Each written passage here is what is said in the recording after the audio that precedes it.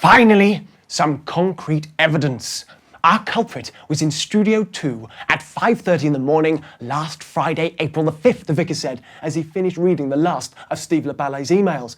West End Studios, James, and don't spare the horses. Time to start shaking a few trees. Come on, come on. How often must I tell you? Time waits for no one. It was round 3 of the vicar's world title bout with the blue-haired Booby bird. Time to push home his advantage. A very good morning to you. I am the vicar, he intoned, bowing to the BHBB. Would I be correct in assuming that this reception area is manned 24 hours a day? When his prey said yes, the vicar demanded an immediate interview with whoever had been manning the desk on the night of the 5th of April. It matters nothing to me if he is hunting zebra in Timbuktu. Could you kindly ask him to come to work immediately? It is of the utmost importance. The BHBB feigned defeat, a little like Arlie's rope trick against Foreman, obediently looking in the reception diary. It was old Wilf that night. He's on again tonight, so you can see him then, she said. I'm sorry, we clearly have a failure in communication, the vicar said, trying to restrain his impatience. I thought that I had made it abundantly clear that it was an immediate interview that I had in mind. Let me spell it out for you. Could you find old Will's telephone number? Could you perhaps then pick up the receiver and dial it for me? Could you then perhaps tell him that if he wishes to keep his job, he should come to work immediately to answer some questions regarding the night of the 5th of April? Who do you think you are? You're not his employer. The BHBB was not done yet. You've got no say in whether he keeps his job. I grimaced. Saying such things would only provoke him. You make 3 points, the vicar replied calmly, rising to the challenge. Who do I think I am? A metaphysical question. Most of our sense of self is delusional. In its simplest form, I have already addressed this point. I am the vicar. He again bowed to her. Secondly, you claim I am not his employer. On this point, I am happy to admit that you are most correct, excellent employee though he may be. Thirdly, you claim that I have no say on whether he keeps his job. On this point, you are sadly mistaken. Do you not think that if I were to prove that things had been stolen while old Wilf was on night duty, that this may affect his job prospects? Are you saying there's been a robbery? She asked. My dear lady, much as I am enjoying our conversation, there are places that I would rather spend my limited time on this beautiful earth. Yes, I fear there has been a theft, intellectual property rather than physical, but theft nonetheless. And may I now politely suggest that you make that phone call? How far away does he live? Can he be here in half an hour? Good. Tell him I will expect him at 11 o'clock sharp. The vicar walked past reception towards Studio 1. But what if he isn't there? The BHBB was asking. But the vicar didn't answer. Of course he'd be there. If the vicar willed him to be at home, then that is how it would be. He walked into Studio 1. Good morning. I am looking for Emma. Is the famous lady in yet? The engineer didn't need to turn around for me to know that it was the assistant that we'd met in Billy G's studio. He was wearing yet another KMFDM t-shirt. This time was Duke Joint Jezebel on the front and Kraut on the back. Scaradelic stuff. No, I haven't seen her, he answered. She don't normally start much before 11. What do you want her for? Sex, I thought, if the photos I've seen do her justice. Sex, the vicar said. Here's what punk is thinking, smiling at me from the corner of his eye. Shit, I'm that transparent, I thought, staring at the floor and hoping my ears weren't turning bright red. But it was oral rather than sexual intercourse that I had in mind, the vicar went on. I'm sorry, the engineer replied, clearly confused at the vicar's comments. I am hoping to speak with Miss Emma B, the vicar explained. You're the vicar, aren't you? The engineer stammered. Yeah, and I'm Gabriel. I've admired your work for a long time. I've even used it on some club mixes. I was wondering, what made you work with Billy G, if you don't mind me asking? A damsel in distress. I find myself cast in the role of Billy G's knight in shining armour, and I thought Emma might be the appropriate person to... He looked at me and raised his eyebrows.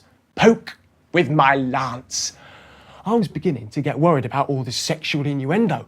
I had a terrible feeling that I knew why the vicar was teasing me in this way. I quietly prayed that I was wrong. I'm sorry, Gabriel stammered. At least I wasn't the only one who was embarrassed at the vicar's behaviour. Gabriel was also turning a delightful shade of red. I need to speak with Emma concerning the recent problems Billy G has been having, the vicar explained again. Well, I doubt she'll show much sympathy. A lot of people think Billy G deserves everything she gets after the way she treated the other band members. There are lots of ugly rumours. What a faithful little hound you are, sticking up for your mistress like that. And you really should learn to be more tidy in the studio, he said, removing a cup from the mixing desk. Please let Emma know that I will be coming to have a word with her about 11:30. He turned around and left the studio. I stayed behind to have a quick word with Gabriel. I thought he might want to come to one of my gigs, and then followed after his viciousness, more than a little worried at the way he was behaving. Well, you can't go around treating people like that, I nerved myself to say. Why on earth not?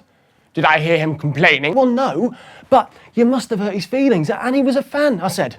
So, fans have feelings, do they? I think not. I am sure it was far more flattering that I do him the honour of saying what I think, rather than hiding behind platitudes and discussions of the weather. What a soft character you are. I cannot think you made a very convincing punk. And with that, he wandered back to the reception with a nod of his head to the now submissive BHBB, and then through into Studio 2. He was increasingly behaving as if he owned the entire building. The faithful Ben was hard at work in Studio 2, preparing a mix for Billy G. Ah, Ben, said the vicar. An earnest, bearded young man like you will, I'm sure, be gifted with a good memory. What, pray tell, do you remember of last Friday night? What about it? Nothing personal? How late did you work? Who was in the studio? The genital disorders of the person of whichever sex with whom you shared your bed? That sort of thing. Well, I'm afraid that I spent the night alone, he said, smiling, but I spent the evening in the studio with Billy G. We worked through till about 10 o'clock, I think. If I remember rightly, Kevin, the bass player, came in a little before we finished, saying he wanted to work on some new ideas. Billy G said that she'd like to hear them, but he wanted to work on his own, so he waited until we finished. So you left him on his own in the studio? Well, yes, I didn't need to stay. Kevin knows how to use all the gear. He likes to work through the night. So he comes in when we go to bed and works all the way through until morning, Ben replied. I've had the pleasure of working with more than a few musicians like that, the vicar continued. And a right pain they are, one and all. This business of music would be so much easier if it did not involve musicians. Fortunately for all of us, music is so desperate to come into the world that it does so despite the gross inadequacies of most of those involved. He turned to leave the room. I thank you, young Benjamin. You have, as always, been most helpful. Not a day goes by without me planning some wicked way of poisoning Punk so that I may lure you into my employment. Unfortunately, Punk not only has the looks of a donkey, but also the stomach of a donkey. All known poisons pass through him without so much as a case of flatulence. But worry not, I shall succeed. I bid you adieu. He made a theatrical exit from the studio, pausing in the doorway to glance at his watch. There is still just time to visit the cafe on the first floor. Perhaps, Punk, you could wait in reception and bring our Mr. Wilf up to see me at 11 o'clock. Shall I bring you a cup of Earl Grey tea? No arsenic, I assure you. That boy's not good. He's got ears the size of a deer face, broken nose and a twisted face, with a voice that... They went into the studio and never came out all the while I was on my shift, and I'll never leave my post until the stroke of 8 o'clock in the morning. I pride myself on that, not so much as a bathroom break. I recently met a London taxi driver who had just taken a passenger to catch a 9:30 train. It was nearly 10 o'clock, so the taxi driver had asked him if he would like to catch a different train. No, there's no hurry, the passenger had replied. The train will still be there. I am the engine driver.